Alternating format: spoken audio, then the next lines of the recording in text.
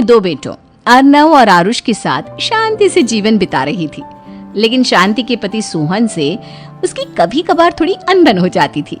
एक दिन शांति रोज की तरह सुबह का खाना बना रही थी, तभी दरवाजे की घंटी बजी। घंटी की आवाज सुनकर वो दरवाजे की ओर जाते हुए कहती है, अरे आती हूँ, कौन है, सब्र करो। शांति दरवाजा खोलती है तो देखती है कि उसके जेठ मोहनदास सामने खड़े होते हैं।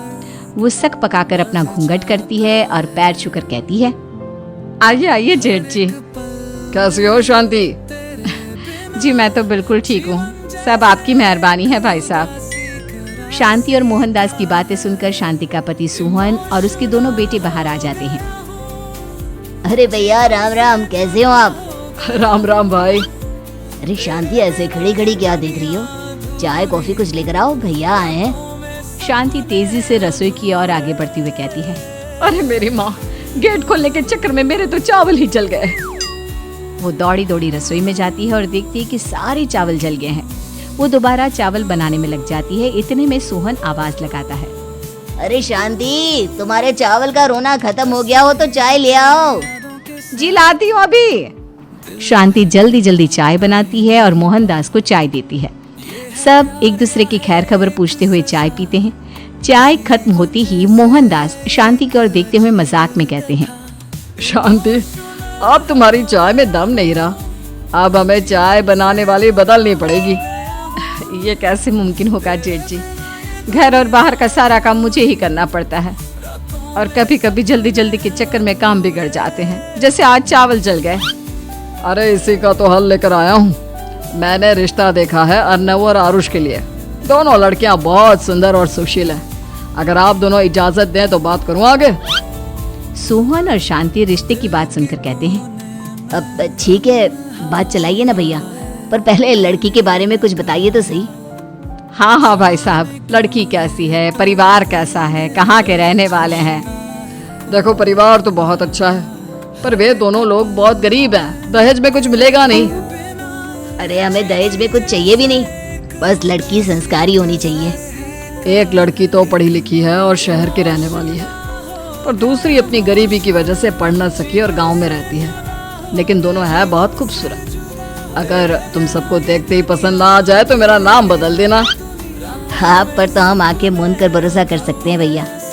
आप आगे बात चलाइए, हम शादी करने को तैयार हैं। कुछ ही दिन में अर्नव और आरुष की शादी हो जाती है।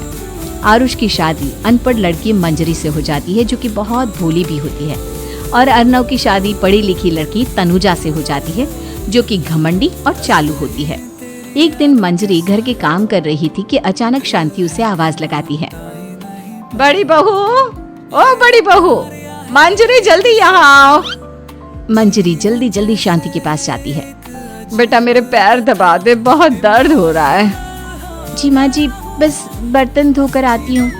अरे बैठ यहाँ, मेरे पैर में बहुत तेज दर्द हो रहा है, बर्तन छोटी बहू धो लेगी। मंजरी शांति के पैर दबाने लगती है तो शांति तनुजा को आवाज लगाती है, छोटी बहू, और छोटी बहू।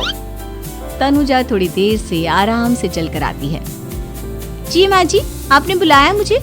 आपको कोई काम था क्या? तू कुछ काम कर रही है या? शांति की बात काटते हुए तनुजा बोलती है, कुछ नहीं माँ, फोन पर अपने घर पर बात कर रही थी। अरे बाद में बात करियो अपने घर वालों से, पहले जाके बर्तन धो ले। तनुजा मुंह बनाते हुए अपनी जिठानी की ओर देखती है और मन ही मन कहती है, ये महारानी वहाँ बैठी है, ये नहीं कि बर्तन धो ले। मैंने इतनी पढ़ाई बर्तन धोने के लिए की थी क्या?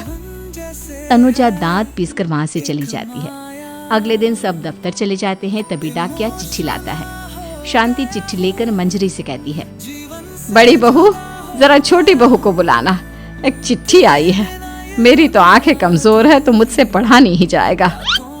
मंजरी तनुजा के पास जाकर कहती है, तनुजा, तुम्हें माँ जी बुला रही हैं। मुझ पर हुक्म मत चलाओ, काम बताओ काम। अरे मैंने तुम पर कहाँ हुक्म चलाया, और हुक्म चला भी दूंगी तो क्या हुआ, तुम तो मेरी छोटी बहन की तरह हो ना। तुम जैसी अनपढ़, जाहिल और गांव की गवार मेरी बहन नहीं हो सकती। बेचारी मंजरी तनुजा की बात सुनकर अपना सा मुंह लेकर रह गई।